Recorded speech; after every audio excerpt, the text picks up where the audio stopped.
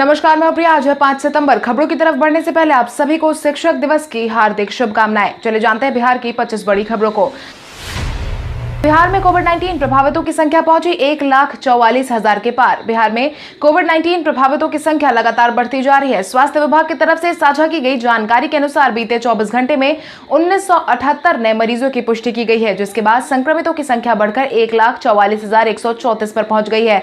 अगर हम प्रभावित जिलों की बात करें तो अररिया में 117, अरवल में 16, औरंगाबाद में 49, बांका में 24, बेगूसराय में 52, भागलपुर में 91, भोजपुर में 30, बक्सर में 18, दरभंगा में 37, पूर्वी चंपारण में 84, गया में 52, गोपालगंज में 64, जमुई में 13, जहानाबाद में 19, कैमूर में 4, कटिहार में 32, खगड़िया में 11, किशनगंज में 25, लखीसराय में 29, मधेपुरा में 51, मधुबनी में 61, मुंगेर में 4, मुजफ्फरपुर में 134, नालंदा में 46, नवादा में 88, पटना में 258, पूर्णिया में 91, रोहतास में 34, सहरसा में 64, समस्तीपुर में 57, सारण में 63, शेखपुरा में 25, शिवहर में 27, सीतामढ़ी में 54, सिवान में 18, सुपौल में 51, वैशाली में 24, पश्चिम चंपारण में 52। वहीं ठीक होने वाले मरीजों की संख्या भी लगातार बढ़ती जा रही है। स्वास्थ्य विभाग की तरफ से साझा की गई जानकारी के अनुसार बीते शाम 4 बजे तक जारी किए गए अपडेट के तहत कुल मिलाकर 1,26,411 मरीज ठीक हो चुके हैं। वहीं 741 लोगों की जान जा चुकी है।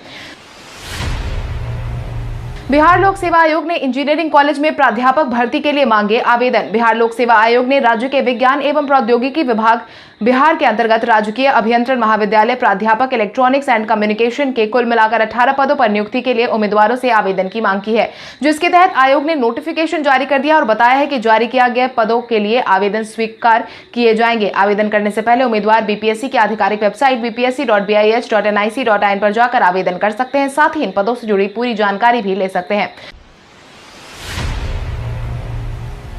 29 नवंबर से पहले पूरे बिहार में विधानसभा चुनाव का होगा आयोजन। भारत निर्वाचन आयोग ने कहा है कि बिहार विधानसभा चुनाव की तारीख का ऐलान 29 नवंबर से पहले कर दिया जाएगा। आयोग बिहार चुनाव के समय 65 सीटों पर उपचुनाव कराने की तैयारी भी है। चुनाव आयोग के मुताबिक बिहार विधानसभा चुनाव को नवंबर 2020 से पहले पूरा करवाना है। अलग अलग राज्यों में 64 विधानसभा और लोकसभा सीट पर उपचुनाव करवाया जाएगा।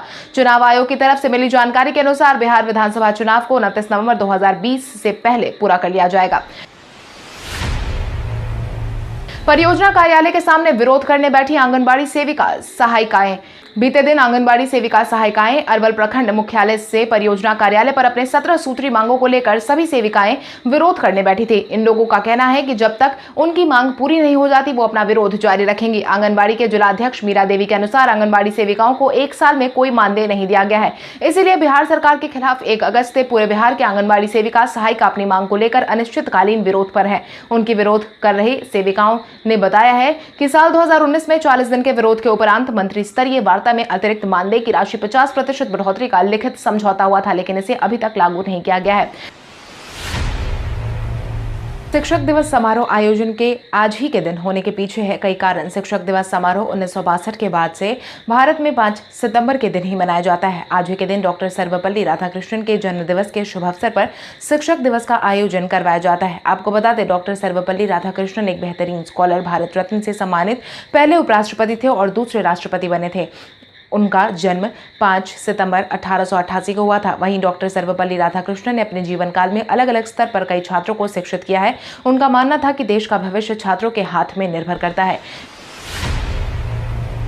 केंद्रीय टीम का बिहार दौरा हुआ खत्म। केंद्रीय टीम का बिहार दौरा खत्म हो चुका है। यहां बाढ़ प्रभावित इलाकों का जायजा लेने पहुंची 6 सदस्यीय टीम ने बीते दिन प्रभावित इलाकों का दौरा किया, जहां केंद्रीय टीम ने गुरुवार को गोपालगंज, मुजफ्फरपुर और दरभंगा का जायजा लिया और वापस पटना लौटी। वहीं बीते दिन दिल्ली लौटने से पहले केंद्रीय टीम एक बार फिर से बिहार सरकार के अधिकारियों के साथ बैठक की थी। इसके साथ ही टीम के पटना पहुंचने पर आपदा प्रबंधन विभाग ने बिहार में हुए बाढ़ से नुकसान के बारे में विस्तृत जानकारी भी सौंप दी थी। साथ ही पावर पॉइंट प्रेजेंटेशन के माध्यम से बाढ़ प्रभावित जिलों में हुए नुकसान की विस्तृत जानकारी भी दे दी गई है। बीएसएससी इंटर लेवल 1 मुख्य परीक्षा की तारीख हुई घोषित। बिहार कर्मचारी चयन आयोग ने इंटरमीडिएट लेवल 1 की मुख्य परीक्षा की तारीख की घोषणा कर दी है, जिसके तहत यह परीक्षा अब 14 अक्टूबर को आयोजित करवाई जाएगी। बीएसएससी के ताजा रिपोर्ट के अनुसार जो उम्मीदवार बीएसएससी के विज्ञापन संख्या 06060114 की प्रारंभिक परीक्षा में सफल हुए हैं, वो अब 14 अक्टूबर 2020 को मुख्य परीक्षा में भाग लेंगे। इस संबंध में भी बीएसएससी की आधिकारिक वेबसाइट पर नोटिस की आधिकारिक जानकारी दे दी गई है, जिसके तहत सभी अभ्यर्थी bssc.bih.nic.in पर जाकर के जानकारी ले सकते हैं, जहां पर परीक्षा से जुड़ी सभी जानकारी उपलब्ध है। इसके साथ ही यह परीक्षा 8, 9, 10 दिसंबर 2018 में हुई थी और 14 फरवरी 2020 को इसके रिजल्ट की घोषणा हुई थी। राशन वितरण में देरी पर मंत्री ने दी अपनी प्रतिक्रिया। कोविड-19 संक्रमण के दौरान में प्रधानमंत्री गरीब कल्याण योजना की शुरुआत की गई थी, जिसका उद्देश्य साफ तौर पर यह था कि देश भर के लोगों को राशन मुहैया करवाया जा सके। लेकिन बिहार में ठीक तरीके से अनाज का वितरण नहीं होने की वजह से अगस्त महीने में मात्र 24% राशन का वितरण किया जा सकता है। वहीं बिहार सरकार के खाद्य उपभोक्ता संरक्षण मंत्री मदन सैनी ने कहा है कि बाढ़ की वजह से अनाज का वितरण नहीं हो पाया है, लेकिन पानी हटते ही हम लोगों को अनाज देना शुरू करेंगे। आज बिहारी पहचान में हम बात करेंगे ऐश्वर्या निगम की। ऐश्वर्या निगम एक भारतीय पार्श्व गायक हैं, जो कि हिंदी सिनेमा में अपनी बेहतरीन गायकी के लिए पहचाने जाते हैं। ऐश्वर्या हिंदी फिल्म दबंग में मुन्नी बदनाम हुई के लिए कई अवार्ड्स भी अपने नाम कर चुके हैं। ऐश्वर्या निगम का जन्म 4 जुलाई 1989 को मुजफ्फरपुर बिहार में हुआ था। ऐश्वर्या ने अपनी आगामी पढ़ाई अपने शहर से पूरी की थी। ऐश्वर्या के करियर शो सारेगामापा से साल 2006 में शुरू हुई थी। उन्होंने बतौर प्रतिभागी शिरकत किया था और शो की विजेता भी बने थे। ऐश्वर्या एनडीटीवी के शो कितनी मोहब्बत है का टाइटल ट्रैक में भी अपनी आवाज दे चुके हैं और वो अब तक हिंदी सिनेमा में कई बेहतरीन सिंगर के साथ काम कर चुके हैं, जिसमें ललित पांडे, अनु मलिक, प्रीतम, साजिद वाजिद और समीर टंडन का नाम शामिल है।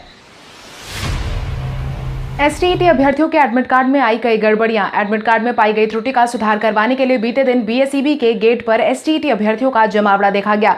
स्टेट टीचर एलिजिबिलिटी टेस्ट की परीक्षा 9 सितंबर से शुरू होने वाली और 30 सितंबर तक आयोजित करवाई जाएगी, जिसके बाद राज्य के विभिन्न जिलों में ऑनलाइन माध्यम से परीक्षा का आयोजन करवाया जाना और बिहार विद्यालय परीक्षा समिति की तरफ से अभ्यर्थियों का एडमिट कार्ड भी जारी कर दिया गया था। ऐसे में एडमिट कार्ड के मामले में बिहार विद्यालय परीक्षा समिति के गेट पर काफी संख्या में अभ्यर्थियों को देखा गया। अभ्यर्थियों की मांग है कि उनके एडमिट कार्ड में सुधार जल्द से जल्द करवाया जाए। हालांकि छात्रों ने शिकायत की है कि बोर्ड ऑफिस का कोई भी पदाधिकारी उनकी समस्याओं को सुनने के लिए बाहर नहीं आया था। बिहार में कोविड-19 जांच का नया रिकॉर्ड हुआ कायम। बिहार में कोविड-19 जांच का नया रिकॉर्ड कायम हो गया है। मिली जानकारी के अनुसार बिहार में एक दिन में रिकॉर्ड तोड़ 1.5 लाख कोविड-19 जांच करवाए गए हैं। रिकवरी रेशियो 87.70% है, जबकि अभी भी 16,981 एक्टिव मामले मौजूद है। वहीं बिहार में हर दिन जांच की संख्या भी बढ़ाई जा रही है। अब तक कुल मिलाकर 37,21,205 जांच किए जा चुके हैं। पटना में सफल हुआ सीएनजी बसों का ट्रायल रन। राजधानी पटना में सीएनजी बसों का ट्रायल रन सफल किया गया है, जिसके बाद अब राजधानी सड़कों पर सीएनजी बसें चलने को तैयार हैं, जिसकी घोषणा बहुत जल्दी होने की उम्मीद जताई गई है। पुराने डीजल सहित बसों की सीएनजी में कन्वर्ट करने की प्रक्रिया पूरी कर राजधानी में सफल ट्रायल रन किया जाएगा, जिसकी जानकारी परिवहन सचिव संजय कुमार अग्रवाल ने दी थी। साथ ही उन्होंने यह भी बताया है कि पायलट प्रोजेक्ट के तौर पर बिहार राज्य पथ परिवहन निगम द्वारा पटना निगम बस सेवा में परिचालित होने वाले 20 डीजल चालित बसों को सीएनजी में कन्वर्ट किया गया है।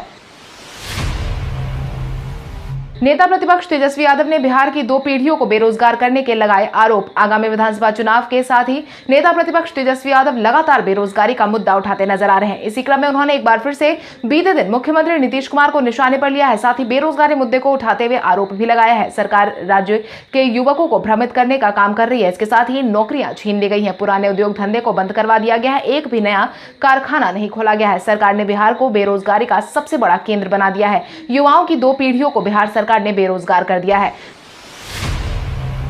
विधानसभा चुनाव को लेकर 2 दिवसीय दौरे पर बिहार आएंगे जेपी नड्डा। आगामी विधानसभा चुनाव को ध्यान में रखते हुए भाजपा के राष्ट्रीय अध्यक्ष जेपी नड्डा बिहार में 2 दिवसीय दौरे पर आने वाले हैं। आगामी चुनाव को देखते हुए हर पार्टी ने अपनी ताकत झोंक दी है। भाजपा के राष्ट्रीय अध्यक्ष जेपी नड्डा भी बिहार दौरे को लेकर 8 सितंबर को पटना पहुंच रहे हैं, जहां पहुंचकर वो कार्यकर्ताओं और अधिकारियों के साथ बैठक करेंगे। वहीं उन्होंने बीते दिन पार्टी के मीडिया प्रभारी की कार्यशाला को वर्चुअल तरीके से संबोधित भी किया है, ताकि आगामी विधानसभा चुनाव में मीडिया विंग की भूमिका कैसी हो, इसके लिए 2 दिन की कार्यशाला का आयोजन किया गया था।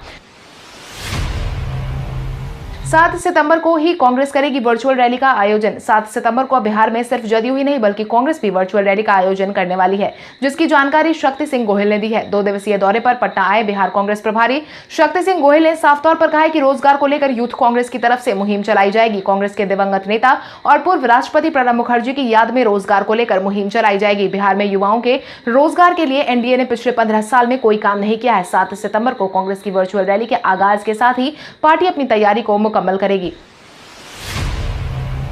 ग्रामीण डाक सेवक के लिए निकाली गई 5,222 रिक्तियां। कोविड-19 के इस माहौल के बीच ग्रामीण डाक सेवक के लिए 5,222 पदों पर रिक्तियों की मांग की गई है, जिसके तहत उड़ीसा पोस्टल सर्किल और तमिलनाडु पोस्टल सर्किल में बम्पर भर्तियां निकाली गई हैं। भारतीय डाक विभाग के तहत ग्रामीण डाक सेवक बनने का सुनहरा मौका भी दिया गया है और इसी क्रम में कुल मिलाकर 5,222 वैकेंसी निकाली गई है। खास बात यह है कि इसके लिए न तो कोई इंटरव्यू का आयोजन करवाया जाएगा और न ही परीक्षा ली जाएगी। इसके लिए छात्रों को 30 सितंबर तक आवेदन भरना होगा। उम्मीदवार कम से कम 10वीं पास होना अनिवार्य है। जो भी छात्र आवेदन भरना चाहते हैं वो इसके आधिकारिक वेबसाइट appost.in/gds ऑनलाइन या फिर indiapost.gov.in पर जाकर ऑनलाइन आवेदन कर सकते हैं।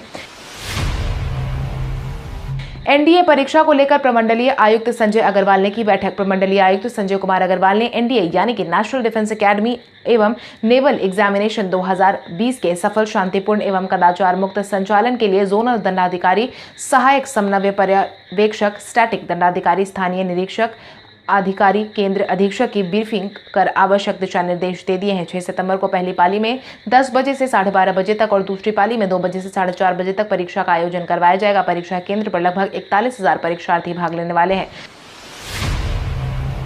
मास्क नहीं पहनने वालों से 80 लाख का लिया गया फाइन। विशेष मुहिम के तहत बिना मास्क पहने लोगों से 1 अगस्त से अब तक कुल मिलाकर 80 लाख रुपए का चालान काटा गया है। मिली जानकारी के अनुसार पुलिस मुख्यालय ने सभी जिलाध्यक्षों को वाहन चेकिंग मुहिम के लिए निर्देश जारी कर दिया था, जिसके तहत पुलिस मुख्यालय के एडीजी जितेंद्र कुमार ने बताया कि बिहार पुलिस की तरफ से शुरू की गई सघन जांच के तहत सिर्फ एक दिन में 79 लोगों पर मामला दर्ज किया गया है। साथ ही 79,53,550 रुपए भी फाइन के रूप में वसूले जा चुके हैं। वहीं बीते दिन तक कुल मिलाकर 2,18,300 रुपए की वसूली की जा चुकी है। 5 महीने में पहली बार राज्य के राजस्व में दिखी वृद्धि।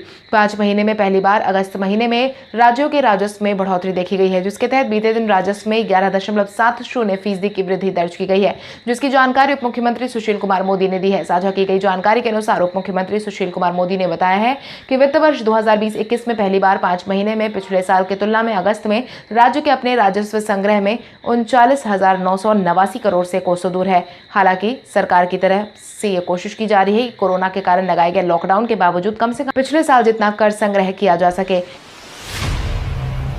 एनसीबी ने रिया चक्रवर्ती के भाई शोभिक पर कसा शिकंजा। बीते दिन शोभिक चक्रवर्ती और सुशांत के हाउस मैनेजर सैमुअल मिरांडा को पकड़ लिया गया है। मीडिया हाउस की एक रिपोर्ट के अनुसार इन दोनों के पकड़े जाने की पुष्टि हो चुकी है। सुशांत सिंह राजपूत मामले में यह दोनों संदिग्ध चल रहे थे, वहीं अब एनसीबी ने भी दोनों को पकड़ लिया है। मिली जानकारी के अनुसार शोभिक चक्रवर्ती ने कुछ निजी चैट सामने आ गए थे, जिसके बाद ही एनसीबी की टीम ने इन्हें सलाखों के पीछे भेजा है। गया के प्रसिद्ध विष्णुपद मंदिर को लेकर 7 सितंबर को होगी सुनवाई। हाईकोर्ट ने राज्य सरकार से 7 सितंबर तक फैसले को बढ़ाने का निर्देश दिया है, जिसमें गया का प्रसिद्ध विष्णुपद मंदिर सार्वजनिक है या किसी वर्ग विशेष का इसकी जानकारी साझा करने की बात कही गई है। यह जानकारी मुख्य न्यायाधीश संजय करोल और न्यायाधीश एस कुमार की खंडपीठ की गौरव कुमार सिंह द्वारा दायर जनहित याचिका पर सुनवाई करते हुए मांगी गई है। खंडपीठ ने साफ तौर पर कहा है कि विष्णुपद मंदिर से जुड़े लोगों के हितों का भी ख्याल रखा जाएगा, क्योंकि इस मंदिर में आम लोगों की आस्था जुड़ी हुई है। कोर्ट ने पिछली सुनवाई पर गया के जिलाधिकारी और विष्णुपद मंदिर प्रबंधन से जवाब भी तलब किया था। साल भी मोइनुलहक स्टेडियम में रणजी मैच का होगा आयोजन। आगामी घरेलू सत्र में मैच के लिए बिहार क्रिकेट एसोसिएशन को 7 महीने के लिए मोइनुलहक स्टेडियम चुना गया है। राज्य खेल प्राधिकरण से आवंटन मिलने के बाद बीसीए ने शुक्रवार को स्टेडियम के जीर्णोद्धार का काम शुरू करवा दिया है। स्टेडियम के मैदान में उगी लंबी घास की कटाई शुरू हो गई है, जिसके लेकर के बीसीए के प्रवक्ता और अध्यक्ष के मीडिया सलाहकार संजीव कुमार मिश्रा ने इस बात की पुष्टि की और बताया है कि साल 2020 सत्र में बीसीसीआई की तरफ से रणजी और सीनियर महिला क्रिकेट का आयोजन इसी मैदान में करवाया जाएगा, जिसकी मेजबानी बीसीए को भी मिलेगी।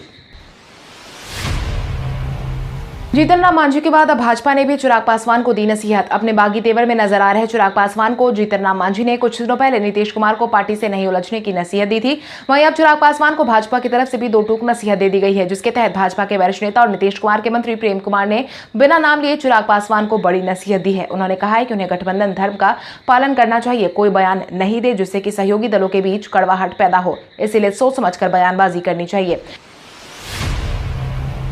पप्पू यादव ने 94 सीटों का किया बंटवारा। आगामी विधानसभा चुनाव से पहले जन अधिकार पार्टी के राष्ट्रीय अध्यक्ष पप्पू यादव ने बीते दिन 94 सीटों पर उम्मीदवारों की घोषणा कर दी है। साथ ही बताया है कि इन विधानसभा क्षेत्रों में किस जाति के उम्मीदवार को टिकट दी जाएगी। अब तक घोषित 94 सीटों में से यादव को 20, भूमियार ब्राह्मण को 16, मुसलमान को 13, दलित को 9, अति पिछड़ा को 9, राजपूत को 7, कुशवाहा को 5 और अन्य को 5 दिए गए हैं। पप्पू यादव ने कहा है कि जो भी बिहार में विकास की राजनीति करेगी, हम सभी धर्मों और जातियों को साथ लेकर चलेंगे, बाकी सभी का प्रतिनिधित्व हो सके। इसके साथ ही बिहार की जनता इस चुनाव में जात पात और धर्म की राजनीति करने वालों को सबक जरूर सिखाएगी। बिहार विधानसभा चुनाव में रालोसपा ने राजद को सौंपी अपनी दावेदारी वाली सीटों की सूची। महागठबंधन में सीटों को लेकर चल रही खींचतान के बीच अंतिम परिणाम निकलकर सामने आ रहा है। 2 दिन पहले राजद से हुई बातचीत के बाद शुक्रवार को रालोसपा नेताओं ने अपनी दावेदारी वाली सीटों के नाम राजद कार्यालय को सौंप दिए हैं। मेरी जानकारी के अनुसार प्रदेश अध्यक्ष जगदानंद सिंह को सौंपी गई सूची में रालोसपा ने अधिसंख्य सीटों पर उम्मीदवारों के नाम दे दिए हैं। कल हमारे द्वारा पूछे गए सवाल का जवाब आप में से बहुत सारे यूजर ने हमें कमेंट करके दिया था, उसके लिए आपका बहुत बहुत धन्यवाद। आपने से जिन यूजर का कमेंट हमें अच्छा लगा उनके नाम है राजा भैया, नीतीश कुमार, नूतन सिंह, समथिंग स्पेशल, लालू कुमार, पप्पू पासवान, वीरेंद्र सिंह, लक्ष्मीपति, रीवा कुमारी, प्रहलाद सिंह, गुंजन पटेल, निराला मोहन, रामदास सिंह, कृष्ण नंदन वर्मा, लाल सिंह राजपूत। आप इसी तरह हमारे सवालों का जवाब देते रहे। हम हर दिन वीडियो के अंत में आपका नाम लेने की पूरी कोशिश करेंगे। तो चलिए बढ़ते हैं आज के सवाल की ओर। आज का सवाल कुछ इस प्रकार है, शिक्षक दिवस के मौके पर आप अपने प्रिय शिक्षक को क्या संदेश देना चाहते हैं? अपने जवाब हमें कमेंट करके जरूर बताएं। इसके साथ ही आज के लिए बस इतना ही। अगर आप ये वीडियो हमारे यूट्यूब पर देख रहे हैं तो हमारे चैनल को सब्सक्राइब करें और बेल आइकन दबाना ना भूलें। और अगर आप ये वीडियो हमारा फेसबुक पर देख रहे हैं तो इस वीडियो को लाइक करें और ज्यादा से ज्यादा शेयर करें। धन्यवाद।